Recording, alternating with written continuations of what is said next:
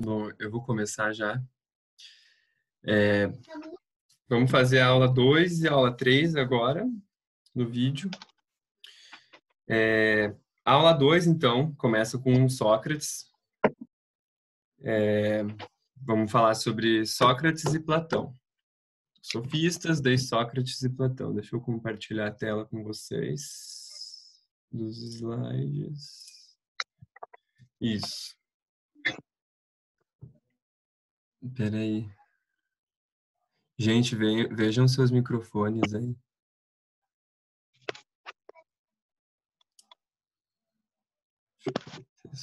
Aí, pronto.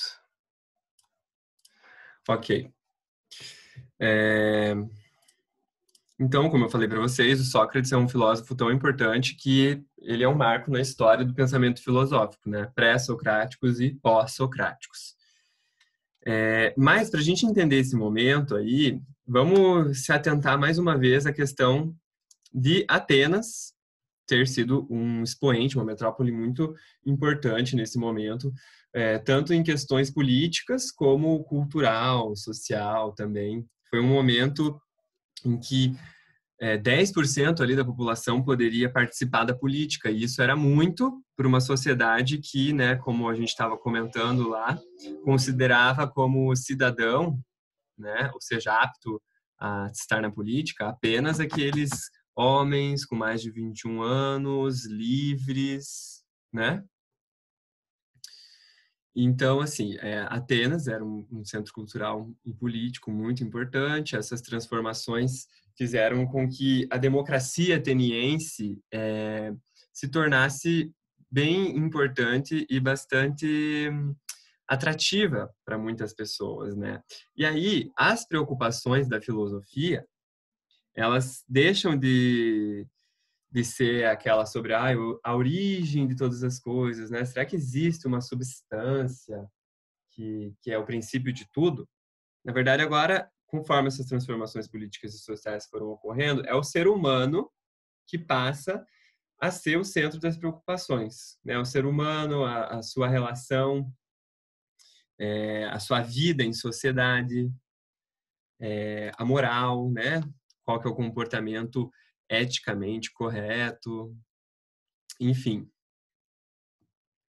E aí, né, da cosmologia, da metafísica, as preocupações passam a girar em torno também da teoria do conhecimento. Como é que a gente conhece de fato uma determinada questão, uma coisa, né? E daí tem uma transformação dos estudos ali da natureza para as questões sociais e políticas. Bem, antes de falar do Sócrates, propriamente dito, do Platão, tem os sofistas. Bem, quem eram esses sofistas? Nesse momento em que a palavra e o diálogo eram importantes ali na sociedade ateniense, por quê? Porque a democracia ela acontecia a partir da troca de ideias, a partir da defesa de uma determinada ideia que você tinha. E aí era importante você saber se expressar bem. Inclusive, essa é uma aplicabilidade prática da filosofia também. Ensinar a se expressar, né? Ensinar a falar, ensinar a discursar. E aí os sofistas, eles eram muito bons nisso. Os sofistas, eles ensinavam os outros a debater, a mostrar como o argumento da outra pessoa estava errado. E eles também foram importantes porque eles tinham certas concepções relativistas e subjetivas desse processo de conhecimento. Bom, como assim? Os sofistas, eles mostraram como eles deram importância para a dimensão da percepção, né, dos sentidos também no processo de conhecimento. Eles diziam o quê? Vamos pegar o exemplo de um sofista aí, né? Vamos pegar essa pergunta aqui. Será que a verdade, ela existe mesmo? Será que a gente pode dizer que a verdade é universal? Que a verdade vale para todo mundo sobre uma determinada questão? Por exemplo, o que é o amor? Ou o que é a alegria? O que é a felicidade? Os sofistas vão dizer que o quê? Que isso varia de pessoa para pessoa. O que é a felicidade para mim, não necessariamente é a felicidade para você. Só que isso acabou incomodando, de certa forma, os filósofos ali, Sócrates, Platão. Por quê? Porque, então, a verdade seria algo impossível de ser conhecida de fato. A gente não tem como conhecer a verdade das coisas, a verdade de uma afirmação, se esse relativismo aí todo impera. Ah, é verdade para mim, mas é verdade para você, não é verdade para ele, então não existe a verdade de fato? Então, assim, os sofistas eram famosos por conta disso. Eles acabaram acreditando nesse relativismo e na subjetividade, ou seja, o que eu penso que é verdade, e aí, a partir disso, eles disseram que era impossível se chegar, então, a uma verdade. Isso incomodou muitos pensadores, tá? Como coloca ali, né? Será que a verdade existe? Ela é única, geral e universal? Ou cada indivíduo possui e constrói a sua própria verdade? Os sofistas acreditavam nessa última pergunta. E aí, qual foi a implicação disso? É que eles acreditavam, né, que seria impossível, então, conhecer a essência do ser ou uma verdade objetiva, porque o processo de conhecer, ele é subjetivo. Ele passa ali pelo crivo, né, pela avaliação do indivíduo, do ser humano. E só que isso revoltou muito Sócrates, principalmente, porque ele falava, bom, então é como se a gente fizesse a filosofia para a gente não tem um rumo para seguir, já que não tem como encontrar a verdade, já que cada um acha o que quiser, cada um acha que é verdade o que quiser. Bem, calma que a gente vai entender um pouquinho melhor isso. Né, o Protágoras foi um dos sofistas, que ele dizia que a verdade é algo que foi convencido, que foi uma convenção, né, para se chamar de verdade, e que é um consenso entre as pessoas. Então, eles diziam assim, não é possível acreditar, não é possível se chegar a uma verdade universal, a uma verdade objetiva. As verdades e o conhecimento são todos subjetivos, dependem de cada um. O que são, então, esses sofistas, né? Eles são relativistas, subjetivistas, não acreditam numa verdade objetiva ou universal. Isso vai ficar mais claro quando a gente vê os próximos filósofos, que no caso é o grande Sócrates. A história de Sócrates é bem interessante. A apostila de vocês, ela é uma apostila, como eu já falei, bem interessante. Deixa eu botar minha câmera aqui. A apostila de vocês, ela é uma apostila bem boa, tem um conteúdo bem bom, ela está escrita de uma forma que dá para compreender bem. Mas uma coisa que eu esqueci de falar para vocês, pessoal, é que o material do cursinho é um material, obviamente, de resumo. Agora, se vocês quiserem aprofundar os seus conhecimentos sobre a filosofia, vocês busquem esse livro aqui, ó. Fundamentos da Filosofia. Ele é um livro que é do ensino médio, do Plano Nacional do Livro Didático, né? Ou seja, esse livro está nas escolas públicas e é um livro excelente, porque ele fala não só dessa linha histórica dos pensamentos, como a própria apostila coloca, né? Dos pré-socráticos aos contemporâneos, como também esse livro traz os temas da filosofia discutido de uma forma mais aprofundada, tá? Essa mudança de tema aconteceu com os sofistas antes ou dele? Mudança de tema? Como assim, Nathalie? Me pode fazer essa pergunta de volta que eu tento te responder. Só não sei se eu consegui entender ela.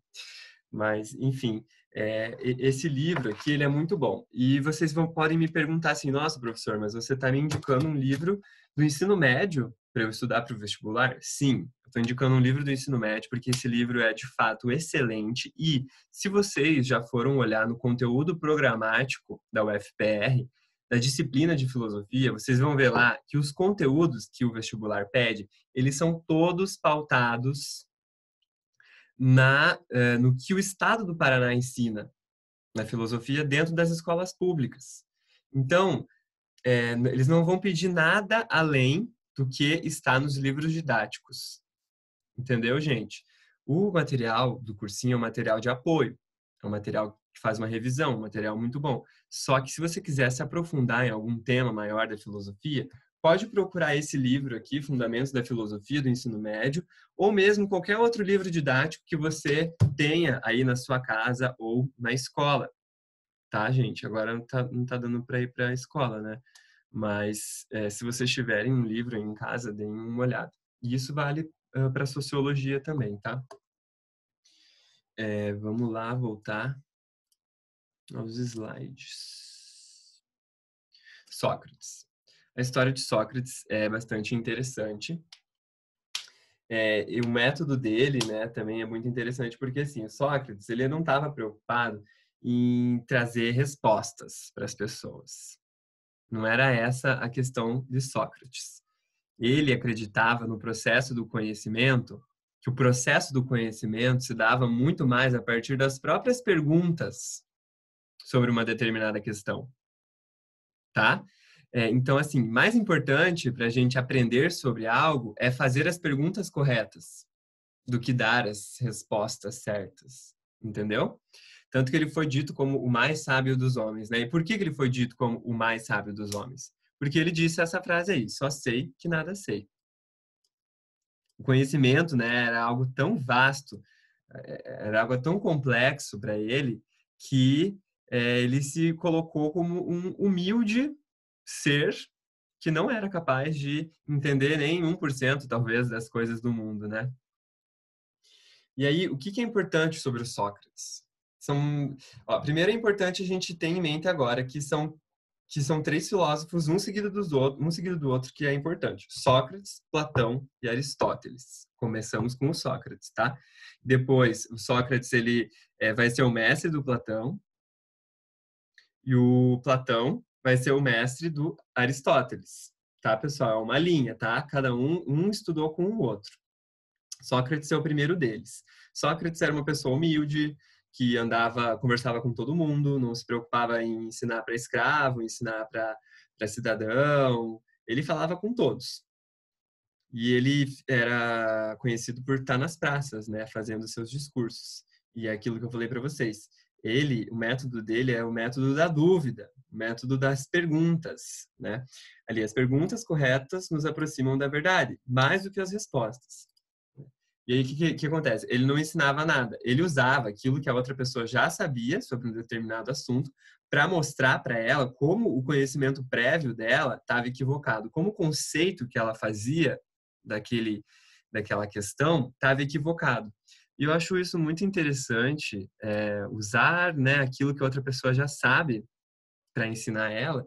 Eu acho que isso é um método bem importante, inclusive, para aprender e ensinar, né? Porque as pessoas dizem assim, o professor é aquele que transmite o conhecimento. Não, eu acho que esse não é o professor. O professor é aquele que dá condições do aluno produzir o seu próprio conhecimento a partir do que ele já tem dentro de si.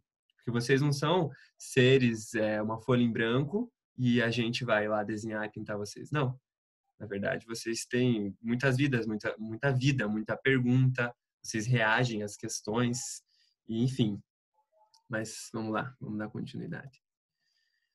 Então, é importante a gente saber do diálogo, da importância do diálogo para o Sócrates, né? E aí, qual que era o método dele? Era esse método das perguntas. O método dele consistia na ironia e na maiêutica. A ironia era a primeira etapa do método dele. Espera aí, gente.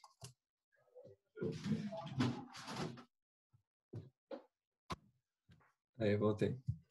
A ironia era a primeira parte do método dele, porque você fazia uma afirmação para o Sócrates, e o Sócrates te enchia de pergunta. Ah, mas você já viu essa questão por outro ângulo? Enfim. E aí, pergunta, você ficava tão cheio de pergunta que percebia que aquilo que você acreditava ser como verdade já tinha sido destruído, só pelas perguntas que ele fazia para você.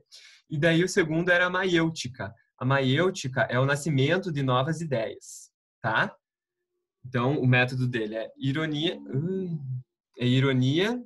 e maiêutica. A internet tá ruim, gente. Se cair, eu vou mandar um novo link, tá, galera? Bom, e aí para que serviu o conhecimento? para agir corretamente e para viver bem em sociedade. Tá? Esse é o Sócrates. Platão. Platão, então, como eu falei para vocês, tá tudo certo, gente. Fala alguma coisa aí para mim, que eu vou ter que fazer essa mais rapidinho, assim. Deixa eu ver. Resumindo, Sócrates era uma pessoa chata. Na verdade, ele era uma pessoa que fazia realmente muitas perguntas e não estava tão interessado em dar uma resposta final e correta para você. E às vezes a gente fica incomodado com isso, né? Mas a filosofia serve para incomodar também. A filosofia serve para gerar espantos e incomodar também. Porque às vezes fazer tantas perguntas é difícil mesmo, né? Dói a gente sair da nossa zona de conforto. Mas então, é interessante falar do Sócrates. Acho que ele realmente foi considerado uma pessoa chata, David. Tanto é que o final da vida dele foi bem complicado, né? Ele foi condenado pela sociedade a tomar veneno, porque diziam que ele tinha traído os deuses e ele chegou a perguntar sobre a existência de Deus, né? Dos deuses, se eles existiam mesmo ou não. Isso acabou gerando certa revolta ali nos atenienses que estavam na política e ele acabou sendo condenado à morte. E ele tomou cicuta, que é o veneno fatal. Mas aí vamos ao Platão. Platão foi um discípulo de Sócrates e que saiu de Atenas. Ele estudou acho que 20 anos com Sócrates. Mas ele ficou muito chateado, óbvio, com a morte do seu mestre. Ele ficou revoltado. Como pode esses homens que ele considerava que não tinham nem 1% da inteligência de Sócrates, né? Como que esses homens intelectualmente inferiores a Sócrates condenaram ele, né? E aí Platão sai de Atenas e faz muitas viagens mesmo. E nessas viagens ele reúne uma gama de conhecimentos e volta para Atenas e constrói a academia, né, para a instrução de novos cidadãos. E aí, o Platão, diferente do Sócrates, o Platão era um aristocrata, né? Ele não estava tão preocupado assim com essa sociedade tipo de escravos, meio desigual, em que a maioria trabalha e a minoria faz filosofia, né? Na verdade, isso é um pensamento bem mais recente na nossa história. Mas de qualquer forma, Sócrates, aliás, Platão dizia que a democracia ela não era uma boa forma de governo, que os mais sábios é que tinham que liderar a polis, né? E os mais sábios, consequentemente, eram pouquíssimas pessoas. Então, né, ele achava um absurdo que aqueles homens de pouco apreço intelectual puderam condenar o seu mestre, e ele defendia um outro tipo de política, né? Mas vamos ver. Platão também fazia uma crítica aos sofistas. Por quê? Porque o Platão não acreditava nessa questão de que a verdade é relativa a cada indivíduo e de que o meu subjetivo é que diz o que é certo, o que é verdade, né? O que não é a verdade, a partir só da minha experiência. Não, ele acreditava que é possível sim, digamos, a gente chegar ao que é uma verdade absoluta, tá? A uma verdade objetiva que não passasse pelo crivo simplesmente dos sentidos, né? E essa frase que o homem é o sentido de todas as coisas, é a medida de todas as coisas, que é uma frase dos sofistas, né? O Platão vai dizer não, é preciso buscar uma medida a qual todos os homens se submetam.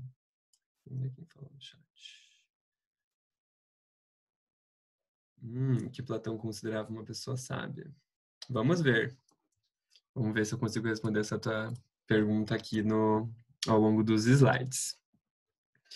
Então, assim, ó, é importante a gente pensar no Platão como um filósofo que foi responsável por cindir, por dividir a realidade em dois âmbitos, tá? São dois mundos e são duas realidades. E é aquela questão do mundo do sensível, do mundo do sentido, daquilo que eu escuto, daquilo que eu vejo com os meus olhos, daquilo que eu sinto, né? A partir do toque ou dos cheiros que eu sinto. Esse é um mundo. E tem um outro mundo, que é o mundo das ideias, que é o mundo do raciocínio lógico, que é o mundo da razão, do pensamento. E o Platão, ele não acreditava, ele colocava assim, ele dizia que o mundo sensível, ele é um mundo passageiro, que está em eterna transformação, e que a verdade não se encontra nesse mundo das aparências, que ele dizia. Ele acreditava que a verdade se encontrava no mundo das ideias. E é nesse mundo das ideias em que habitam os modelos perfeitos das coisas. E por estar no mundo das ideias, isso é eterno, é imutável. E aí ele também acreditava na matemática, e via na matemática até algo como um princípio para ler o mundo também, de certa forma. Por quê? Porque a matemática para ele era perfeita. Vamos pensar, o livro de vocês também fala da esfera, né? O que é essa ideia de esfera? Na matemática, vocês sabem como é que faz para calcular, né? O diâmetro, o volume de uma esfera, enfim, o ângulo, tudo. E eles, obviamente, esses gregos também tinham todo esse conhecimento. E na matemática, digamos assim, os cálculos que a gente faz, eles são, de certa forma, perfeitos. A gente consegue manipular os números, né, para chegar a certas respostas. E o que ele dizia? Que a ideia de esfera, o modelo matemático de esfera, é algo perfeito, é algo que é eterno. Mas quando a gente vai, por exemplo, pensar numa bola de futebol mesmo, ela já não é tão perfeita assim. Ela está aqui no mundo concreto, no mundo material. Então, assim, é impossível você fazer. Ela é só uma cópia. Ela é uma cópia dessa ideia de esfera, tá? A ideia é perfeita, mas a cópia daquilo é só mais uma cópia, tá? No mundo, digamos assim, do real, do nosso sentido. Então, ela não vai estar perfeita. Vamos com calma, gente, que a gente já vai entender isso. O que ele dizia, então? Que entrar nesse mundo da razão, nesse mundo da perfeição, que era o mundo superior, só era possível a partir de um raciocínio lógico, né? Da própria razão. E aí ele é famoso por conta do mito da caverna. Isso daqui é muito importante vocês saberem, tá, pessoal? Tem uma explicação lá na apostila e eu vou fazer ela de volta aqui. O que é esse mito da caverna para o Platão? O mito da caverna é uma alegoria para mostrar como é que se dá o processo de conhecer, de se chegar à verdade, tá? Bem, esses dois caras aqui, eles estão acorrentados na caverna, tá? E eles só conseguem ver as projeções, as imagens que são refletidas, tá? Dessas pessoas que passam aqui atrás. Tem essa chama, né? E essa chama emana luz e os reflexos somente os reflexos é o que esses dois caras que estão ali acorrentados conseguem ver. E ele dizia o quê? Que não dava, que esse reflexo que essas pessoas viam não era a verdade, não era a essência das coisas, era simplesmente a aparência. E para você chegar a essa verdade, você precisa se desacorrentar, né? E enxergar de fato a luz. Sair da caverna e enxergar a luz. No primeiro momento que você visse a luz, você ia cegar, mas depois você iria conseguir encarar e enxergar as coisas de outra forma. O que ele quer dizer com isso, pessoal? Ele quer dizer que as primeiras impressões que a gente tem sobre alguma coisa e aquelas impressões que a gente pega pelo sentido, elas são falsas. Elas não dão acesso ao conhecimento verdadeiro. Que para chegar a esse conhecimento verdadeiro, que está lá no mundo das ideias, a gente precisa usar a razão. Entenderam, pessoal? Daí, para ele mostrar isso, ele se utiliza do mito da caverna. Então, eu botei ali, ó.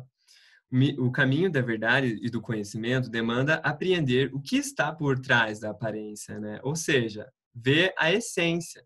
E para isso é necessário desenvolver uma razão treinada, você ter esse raciocínio, né, a partir da razão para chegar à verdade das coisas. Então, de volta, o Platão, ele era contra os sofistas, porque os sofistas acreditavam que a realidade ela cada um tem a sua própria realidade, cada um tem a sua própria verdade, a gente não vai conseguir chegar a uma verdade objetiva. Platão dizia, não, a gente consegue chegar a essa verdade objetiva universal se a gente passar dessas impressões e conseguir chegar de fato à essência das coisas, a partir do caminho da razão, tá? E aí o Platão também ele inaugura esses dualismos aí, né? Do material e do imaterial, do corpo e da mente, do terreno e do celestial, da emoção e da razão. Então vejam, ó, essas linhas da direita aqui, ó, do imaterial, da mente, do celestial e da razão, elas estão numa relação de hierarquia, tá? Essas aqui são superiores, as da direita aqui são superiores às da esquerda. Tá bom, pessoal? Importante isso ficar claro para vocês. E daí o que ele dizia? Que a alma era a morada da razão, né? E que quem traduz as sensações e quem atribui significado a elas é justamente a alma, através da razão. Sabe, as sensações existem, só que elas são falsas. E quem, de fato, proporciona a gente sentir as coisas é a razão. Então, a razão é algo superior a essa mera sensação que é do âmbito do terreno, do âmbito do corpo. Entenderam? Então, a verdade, ela está na alma, está nessa dimensão da alma, e não na dimensão do sensível e do terreno. Beleza, gente? E aí o Platão também é importante porque ele vai falar sobre a política, né? As concepções políticas dele, como ele era um aristocrata, alguém que possuía bens, né? Alguém que nasceu numa família mais rica e abastada, ele defendia uma visão de política que era para poucos, apenas para quem fosse mais capacitado e mais elevado. E quem que era essas pessoas mais capacitadas e elevadas para ele? Eram os filósofos. Então, os filósofos é que deveriam comandar a polis, tá? A polis é a cidade-estado lá, que até então, né, todos os debates aconteciam de forma assim, digamos que cada um que tiver mais de 20 anos, que for homem, que for um cidadão e que for livre, tem o direito de opinar, né, e de defender. E aí o Platão dizia assim que, bom, na verdade, só os mais sábios que vão poder escolher os rumos da polis, né? E por que isso? Porque ele acreditava que esses mais sábios, eles que dominavam, né, ali as emoções através da razão deles, né? Eles não se deixavam levar pelos prazeres do corpo, não. Eles tinham controle, controlavam esses prazeres e colocavam em primeiro lugar a mente, né? Bom, aqui tem mais alguns exercícios. Deixa eu voltar aqui para minha câmera.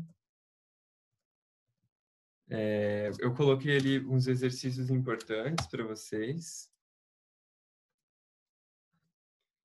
O 1, o 3, o 6. Deixa eu botar aqui para vocês verem. Desculpa, pessoal. Tá travando para você, Gabriela. Será que é só para você? Não sei, galera. Como é que tá a transmissão para vocês aí? Tá boa? Ah, melhorou agora, tá tranquilo. Ok, beleza. Pessoal, só vou colocar aqui para vocês anotarem os exercícios importantes, tá?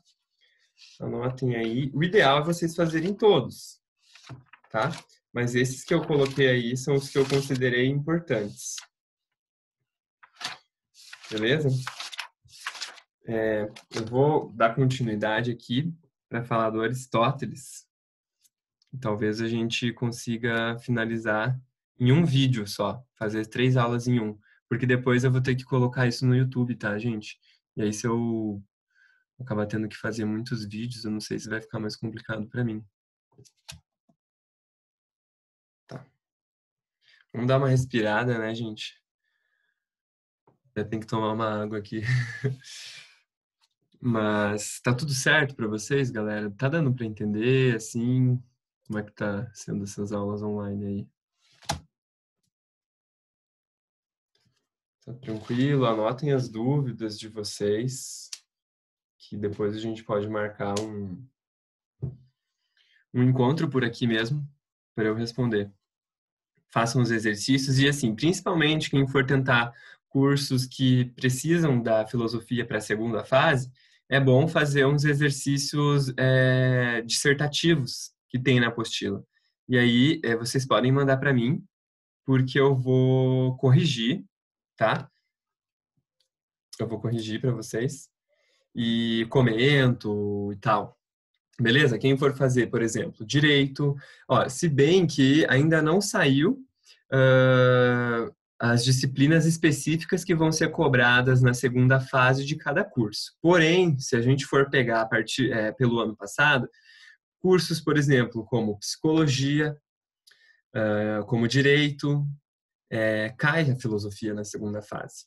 Então, vocês têm que ter um entendimento melhor dessa discussão, tá? Mas, assim, o que eu sugiro para vocês é deem uma olhada nas provas do ano passado, do ano retrasado, de filosofia, tanto da primeira quanto da segunda fase, para terem uma ideia de como elas são, tá? Eu não acho as questões difíceis, sinceramente, comparando a UFPR com outras universidades, está tranquilo, tá bom, gente?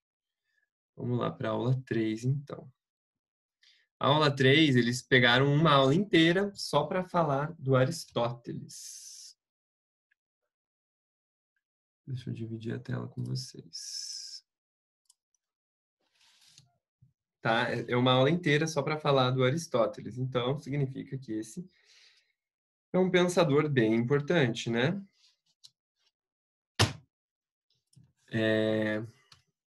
O Aristóteles foi aluno de Platão durante 20 anos e ele é filho de médico. Por que essa informação é importante? Porque o Aristóteles, ele vai... Deixa eu ver o que vocês estão falando. Onde tem aula 3? Como assim, pessoal?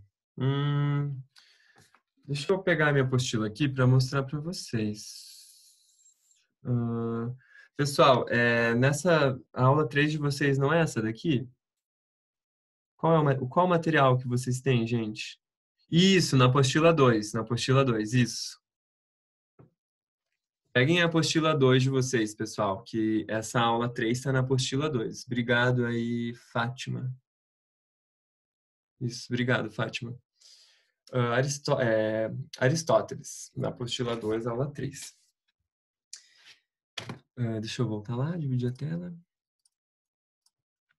Ele era filho de médico, como eu estava falando. E por que é importante essa informação? Bom, porque na medicina, não só na medicina, mas na biologia, o que a gente aprende? A gente costuma classificar muito as coisas, né? Como é uma célula, depois é uma mórula, depois é um animal, que é uma espécie, depois é uma raça, depois é o filo, tem a classe, né? Vale a mesma coisa para as plantas, para os órgãos do nosso corpo, para os tecidos, enfim, é uma série de classificações que vão sendo feitas, né, para a gente chegar a certas conclusões. E o Aristóteles, ele também classificava muito as coisas, os estudos que ele fazia, né? E ele estudou sobre muita coisa, sobre física, sobre o corpo humano, sobre medicina, né? E a filosofia, óbvio. Então, ele levava muito em consideração essa dimensão empírica. O que é o empírico? É aquilo que é o real, que é o concreto, que a gente consegue ver, que a gente consegue ver com os nossos sentidos, né? Então, aí a gente vai ver uma certa ruptura com o mestre dele. Porque, como eu acabei de falar para vocês, Platão já desconfiava muito dos sentidos, né? Os sentidos, eles nos enganam. Já Aristóteles pensava diferente. A gente já vai entender melhor. Como eu coloco ali, né? Tem semelhanças e diferenças com o seu mestre. Então, assim, por ele classificar muito, observar muito, ele vai dar uma dimensão mais positiva para os sentidos do que Platão. Tá, né? Então, Aristóteles, ele também fazia uma crítica aos sofistas, como eu falei para vocês, né, pessoal? Essa questão de dizer que a verdade não existe, que a verdade é relativa, ela gerou muitas críticas. E aí o Aristóteles é mais um filósofo que critica os sofistas. O que ele diz assim? É possível, sim, conhecer verdadeiramente a essência das coisas. É possível, sim, a gente ter um conhecimento objetivo, universal, tá? A gente não vai ficar estagnado nesse subjetivismo e nesse relativismo, que nada é verdade, que é impossível a gente chegar, né? É verdade.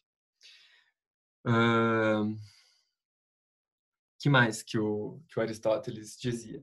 Ele fazia um vínculo, né, entre a realidade e o processo de conhecer. Como assim? O processo de conhecer, ele passa pela faculdade da razão, né? E essa razão também deve ser treinada, deve ser desenvolvida e deve ser praticada. Todo mundo pode chegar a esse conhecimento, né? Só que é preciso treinar. Então, assim, ele queria buscar a essência das coisas, queria buscar a verdade das coisas. E aí, vamos ver como é que ele fazia isso.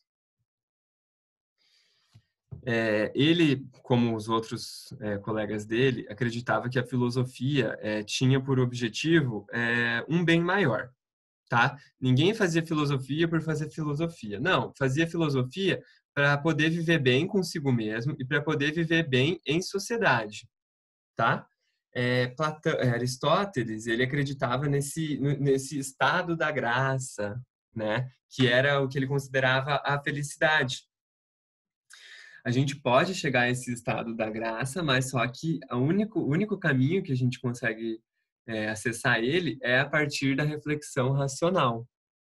E como eu falei para vocês que ele estudou ali biologia, né? Estudou as plantas, estudou os animais, ele acabou colocando, de certa forma, assim, uma contraposição, né? Entre o ser humano e o ser animal. Qual que é a diferença entre o homem e o animal? Na verdade, ele vai dizer até que o homem também é um animal, só que o homem é um animal racional.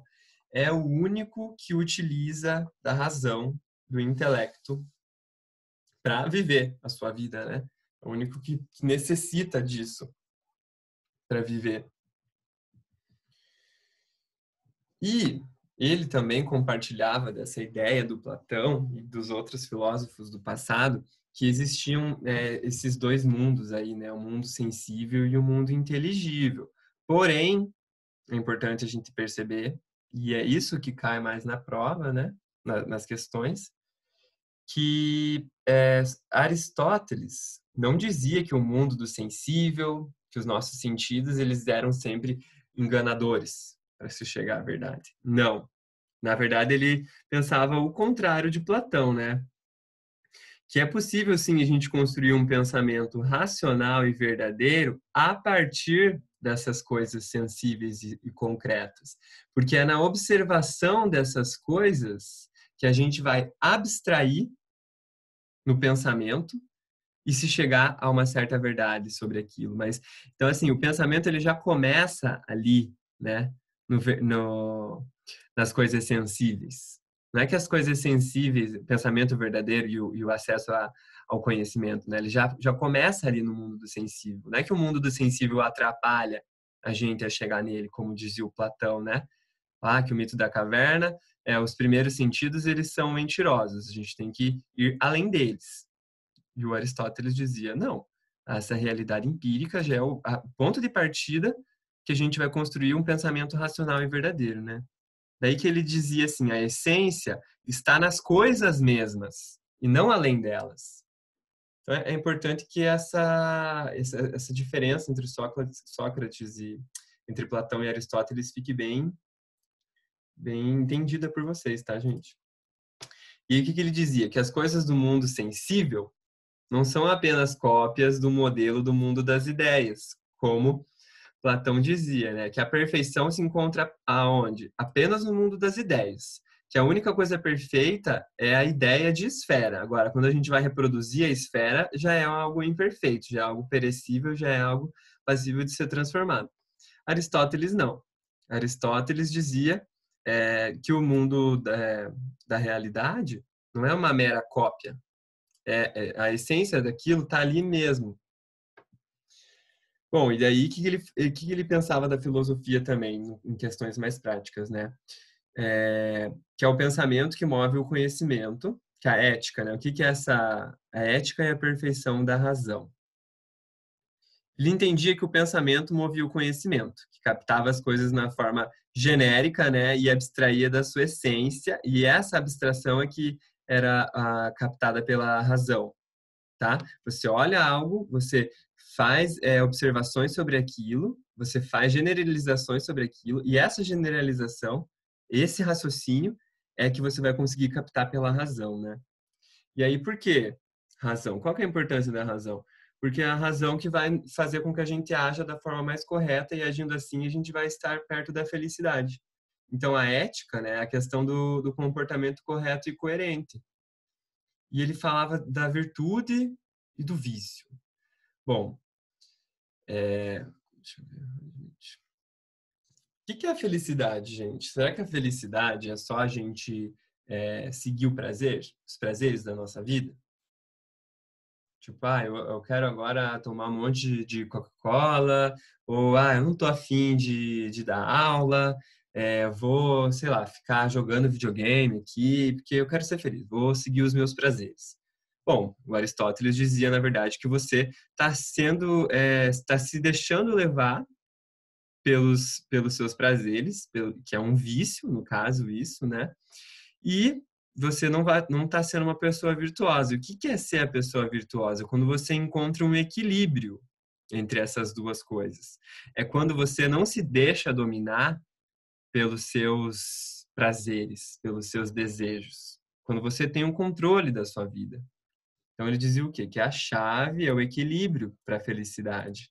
Uma pessoa virtuosa é aquela que domina seus próprios instintos, seus próprios desejos, seu próprio comportamento. E uma vez que você é uma pessoa ética, né? Quando você consegue transpassar isso para a política, todo mundo vai ficar melhor, a polis vai ficar melhor, tá? Então ali a filosofia para melhorar, tem um erro aqui, para melhorar a vida do indivíduo e assim a do coletivo, né? Então a busca pela polis ideal, em que todos poderiam desenvolver se desenvolver, né, da melhor forma o pensamento e a razão para um bem comum. Então isso seria bom para todos. Fazer filosofia para quê? Para todo mundo viver melhor, tá? Aqui tem mais alguns exercícios. Acho que essa reunião da gente está se aproximando de 40 minutos e vai dar para fazer a aula 4 nesse mesmo vídeo, tá, gente? Façam esses exercícios, ó. Esse daqui que eu marquei, 3.16, é um exercício de interpretação. Uma coisa que eu esqueci de falar para vocês, pessoal. Tem certas questões, no Enem principalmente, que uma leitura atenta é muito mais importante do que você saber o que o filósofo X ou Y diz. Sabe, galera? Quando você faz uma interpretação boa de um exercício, você já vai eliminando tantas respostas que às vezes você vai ficar entre uma e outra, e daí sim você lembra daquela aula do professor disse e marca a correta. Mas só pela interpretação do exercício você já consegue eliminar algumas questões. Tá bom, pessoal? Tá tudo certo? Deixa eu... Tá tudo certo, galera? Fala alguma coisa aí pra mim. Estamos em 13 agora, gente. Começamos em 19. Depois essas aulas vão ficar disponíveis, tá, gente? Beleza? Tudo certo? Sim. David, Alice, Larissa, Gabriela. Tá, obrigado, galera. Vamos dar prosseguimento aí. Vocês vão anotando as suas dúvidas, tá? Vamos agora para a Idade Média, pessoal. Para a filosofia medieval.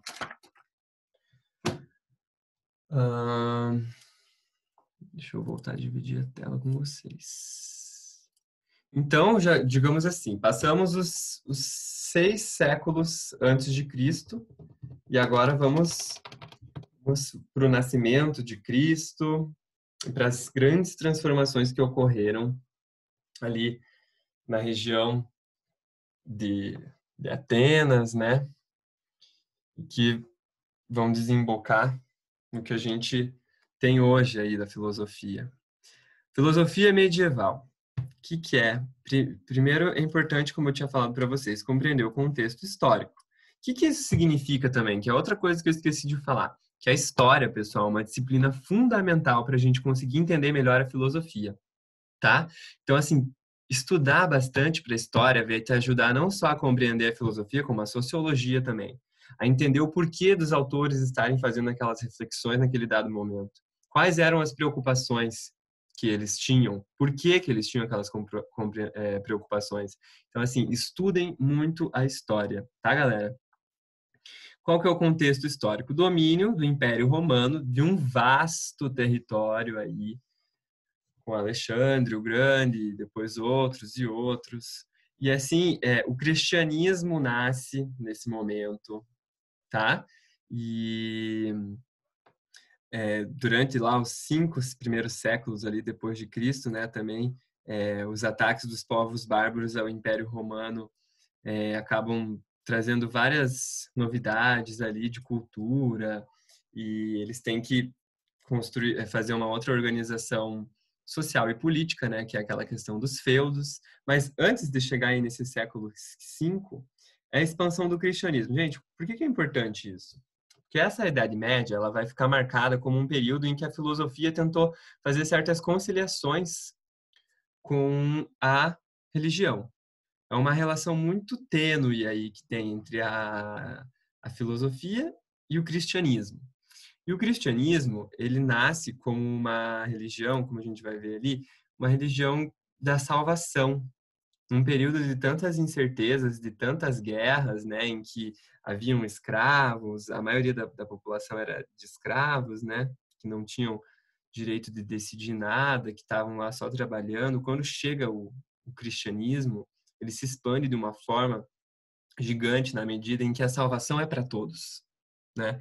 Essa é uma ideia importante da gente reconhecer ela. Então ali, mas digamos, falando um pouco desse período, né?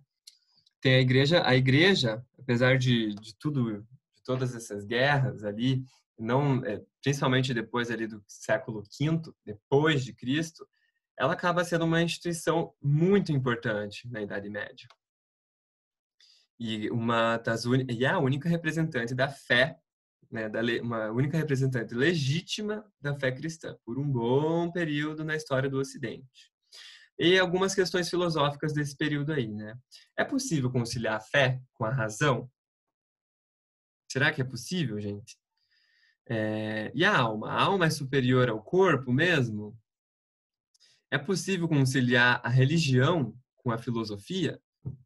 Pensa bem, gente. Se lá no início eu falei para vocês que a filosofia surge para trazer questões racionais, né, explicações racionais para a origem do mundo.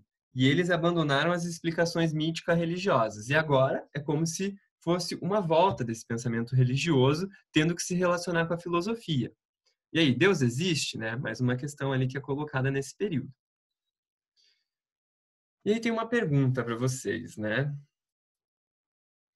Aí, a Idade Média, ela é um período sombrio da história? Tenho certeza que vocês já escutaram isso, né, de que é a idade das trevas, que é a idade em que a ciência não pôde se desenvolver. Só que assim, gente, a gente tem que pensar de outra forma essa questão, tá? Por quê? Porque só pelo que eu vou apresentar aqui para vocês agora, vocês vão perceber como foi engenhosa a relação feita entre fé e ciência, entre fé e filosofia, na verdade, e como foi produzido muitos tipos de conhecimento, mesmo que pautados numa religião, numa fé cristã, né? Ao ponto de que não está certo a gente dizer que é um período que foi estagnado, né? Culturalmente, socialmente, politicamente. Na verdade, é um período bastante rico. Claro que a igreja detinha um controle bastante grande sobre as coisas, o comércio estava dificilmente florescendo por conta até dos feudos ali, né? Mas enfim, não é uma verdade essa, sabe? De que a Idade Média é um período sombrio da história. E isso é bem possível de cair no vestibular, tá, gente? Bom, Paulo, começamos com Paulo, né, que está na Bíblia também, né? O que ele diz? Que todos podem viver na fé e adentrar ao reino dos céus. Como isso era importante para uma população que estava sofrendo muito, né, que não tinha, é, às vezes não tinha espaço dentro da religião ali. Paulo falou em Deus, em Cristo e no Espírito, né? E esse Espírito seria o Logos, a alma. Seriam os três em um. A gente vê aí como isso ainda está presente hoje, né? Ele defendia também, né, a questão de um corpo material e terreno, que esse corpo material e terreno ele fosse um obstáculo, né? Ele era um obstáculo ao conhecimento divino. E ali o Logos, ele está relacionado com o mundo das ideias. Esse mundo das ideias está em Platão. Ó, importante, uma coisa que eu esqueci de falar para vocês. Essa filosofia da Idade Média, da patrística, né? Platão tem uma força muito forte, tá? E depois, no final da Idade Média, quem vai ter uma força forte é o Aristóteles, tá? Então, pensa, na Idade Média, os primeiros filósofos, padres, Platão, muito importante. Ao final da Idade Média, Aristóteles, ok? Tá, mas vamos com Plotino aqui, né? Quem que foi esse Plotino? O que ele dizia, né? Os seres humanos, eles não têm a capacidade de conceituar o uno, que é tipo o três em um, né? Que é Cristo, que é Deus, e o Logos, o Espírito, né? E nem têm a capacidade de compreendê-lo pela razão. Tá, mas então a razão ainda existe, tá bom, pessoal? É importante que isso fique claro. Não é que eles ignoraram a filosofia, que eles ignoraram a razão, o raciocínio. Não, na verdade, eles vão acabar tendo que fazer certas adaptações para poder falar da filosofia e do cristianismo, tá? Ó, o processo de esclarecimento, de conhecimento, tem por objetivo um encontro místico com o Uno. Então, assim, não tem mais a questão de chegar a um conhecimento para o próprio homem, né? Na verdade, esse processo de esclarecimento tem por objetivo e finalidade o encontro místico com o Uno. Vejam como as coisas vão se misturando, né? E também tem uma certa influência oriental na concepção filosófica dele, justamente por conta dessa expansão, essas guerras todas que tiveram. Mas, ó, os dois autores mais importantes são Santo Agostinho e São Tomás de Aquino. O primeiro deles é o Santo Agostinho, ó, tá lá no século IV e século V, né? 354, 430. Ele é o principal expoente da patrística. O que é esse movimento da patrística? Eram padres que eram responsáveis por elaborar textos sobre a revelação e a fé cristã. Tá? E assim, eu já vou explicar melhor para vocês um pouco desse contexto da Idade Média, tá? Mas enfim, o que ele queria? Ó? Munir a fé com argumentos racionais. Então, assim, eles não estavam jogando fora a filosofia. Eles estavam se utilizando da filosofia para defender até uma ideia de Deus, uma ideia de fé, para defender os princípios do cristianismo, tá? Ele defendia lá a supremacia do espírito, né, que era a alma, sobre o corpo e a matéria. Então, assim, vejam, essas são ideias dos filósofos gregos.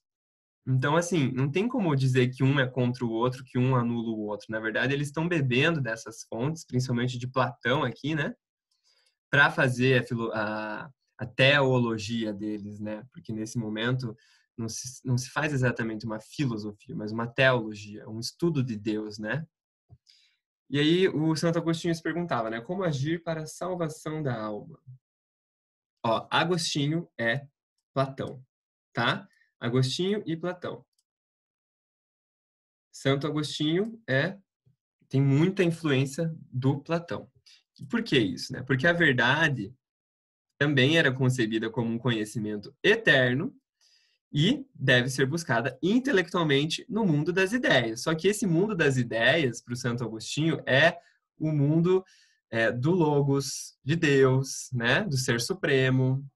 Então ele tenta trazer, ele mistura as concepções do cristianismo com da filosofia grega, né?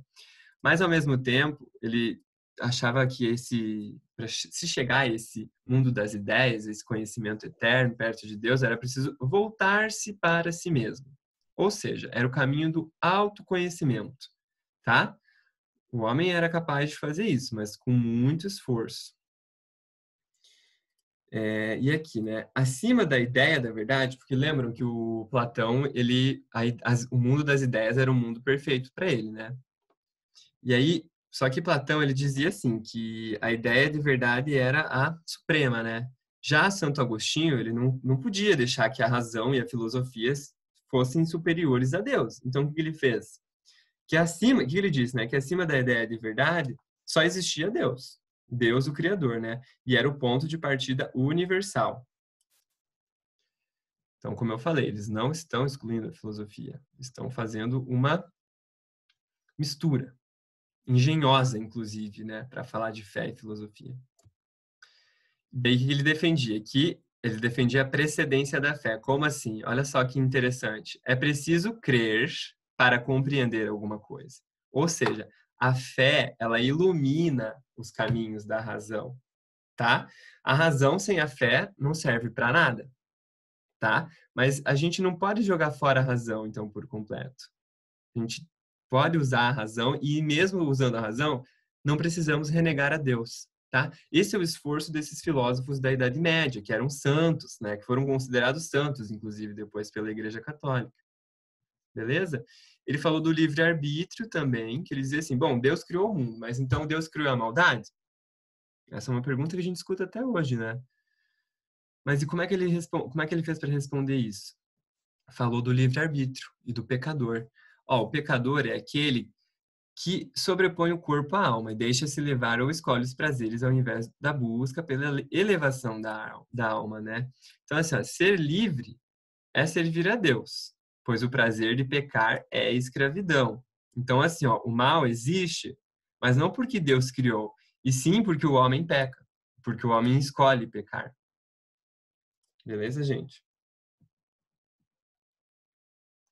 Bom, aí a gente vai para a escolástica, que é um período um pouco mais depois, né? Lá em 800, século IX, o Santo Agostinho, voltando aqui, ó, 345 a 430, tá? Daí a gente vai para um movimento chamado de escolástica, que também está na Idade Média, ó, no século IX, século VIII.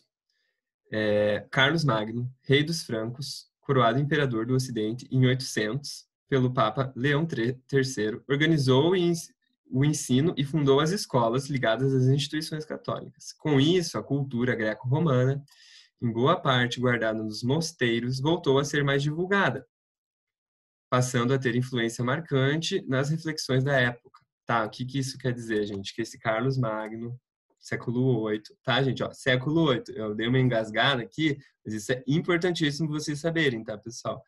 É os séculos e a que ano que estão se referindo. O que é essa escolástica? É um movimento de construir escolas, de construir universidades, obviamente de uma forma não enorme, não gigante como a gente tem hoje, né? Mas por quê? Porque a cultura greco-romana, ela estava guardada nos mosteiros só. E daí, com esse movimento, ela passou a ser mais divulgada.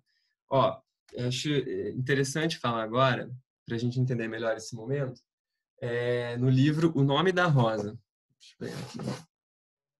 Ó, esse livro aqui, ó, do Humberto Eco, O Nome da Rosa. É um livro excelente, que tem o filme também. E esse livro conta a história de um monge que ele é chamado num mosteiro na região da Itália para fazer uma investigação, que está acontecendo uns crimes muito estranhos lá. E aí ele leva um aprendiz dele e aí eles ficam nesse mosteiro. Então, assim, o que é interessante pensar nessa época? Que pouquíssimas pessoas sabiam ler e escrever, que os livros estavam concentrados nesses mosteiros, tá? Para alguém ter acesso a um livro, às vezes tinha que fazer uma viagem enorme entre os feudos, lembram?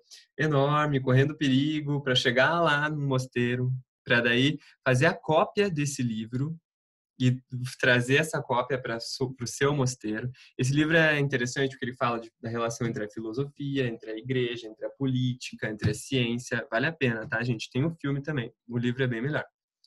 Mas é muito grande também, mas quem toma aí em quarentena, né? Tá voltando. Então, esse movimento da escolástica acabou expandindo, de certa forma, o conhecimento, né?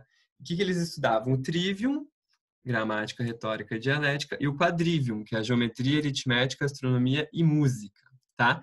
Obviamente, todos esses ensinamentos estavam submetidos à teologia. A gente já está acabando, tá, galera? E aí, nesse momento, Aristóteles retorna para o centro das preocupações e das reflexões desses monges e desses pensadores, desses, né, religiosos, porque os pensadores árabes, eles traduzem textos inéditos do grego para o latim. E aí, com o fim das invasões bárbaras, a volta de um comércio, mesmo que pequeno, né, eles acabam pensando de outras formas, estabelecendo outras relações, e aí surge o pensador Tomás de Aquino, que Tomás de Aquino busca em Aristóteles argumentos que explicassem os principais aspectos da fé cristã. Não é Platão, tá? É Aristóteles. Veja, um período bem depois do Santo Agostinho, tá? Santo Agostinho, Platão. Tomás de Aquino, Aristóteles. Mas a ideia é a mesma. Eles querem falar sobre religião, querem falar sobre filosofia e tentam, de certa forma, fazer umas adaptações nessa relação.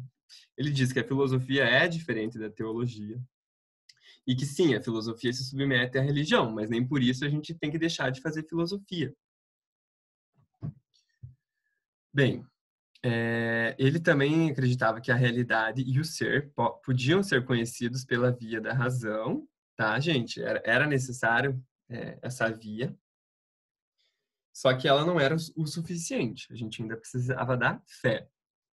Deus, né, como ser supremo, ato puro, cuja compreensão exige algo a mais que a fé, né? Ou a submissão da razão pela fé. Então, assim, a gente pode entender Deus, precisamos da razão, mas, óbvio, a fé também é o principal, é a base, né?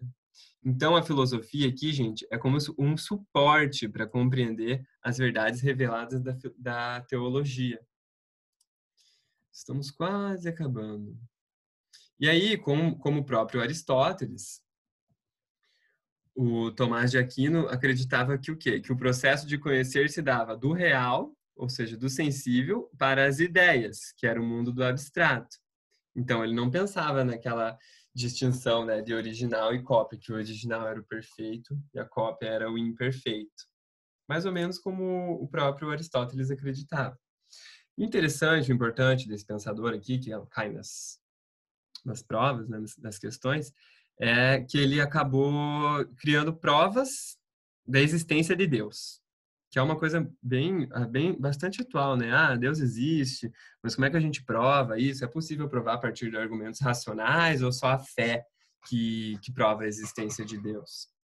E ele vai misturar razão e fé para mostrar que Deus existe.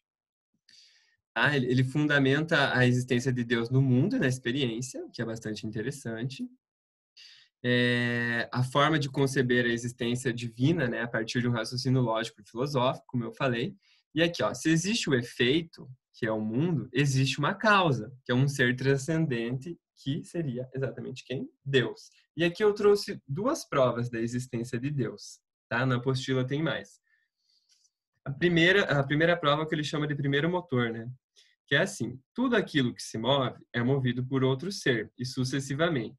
Mas qual que é o primeiro ser movente que não é movido por nenhum outro? E ele diz assim, a partir desse raciocínio, só pode ser Deus. E a segunda ali, ó, causa eficiente, né? Todas as coisas existentes no mundo não possuem em si uma causa eficiente de suas existências. Elas devem ser consideradas efeito de alguma causa. Mas só que qual foi a causa primeira? Qual foi a causa que gerou as outras? Responsável por essa sucessão de fatos, né? De quem que ele diz? Deus. Bem, pessoal, a gente terminou agora aqui os pensadores da Idade Média. Então, mais uma vez, a importância da Idade Média é o quê? A tentativa de conciliar religião e filosofia, fé e razão, tá? Aqui tem esses exercícios para vocês fazerem. E deixa eu voltar aqui para minha tela. A gente termina aqui, tá bom, pessoal? Eu vou colocar essas aulas no YouTube e depois a gente marca um horário para conversarmos. Vejam o e-mail de vocês, façam o exercício escrito que eu pedi para vocês, e quem for fazer provas específicas de filosofia, façam os exercícios de dissertação, tá? Os exercícios de escrita, e mandem para mim que eu vou corrigir. Beleza, pessoal? Muito obrigado aí pela aula, pela participação de vocês, até gostei. E a gente se vê na próxima. Tá bom, galera? Curtiram? Tudo certo? Certinho? Bem, tchau, Larissa. Podem me escrever. Muito obrigado pela aula. Beleza, galera. Obrigado aí vocês que me responderam, tá? E aos outros, me mandem mensagem, me mandem e-mail. Muito obrigado mesmo. Tchau, gente. Boa semana para vocês e, por favor, se cuidem, fiquem em casa. E qualquer dúvida, podem me escrever. Até mais, galera.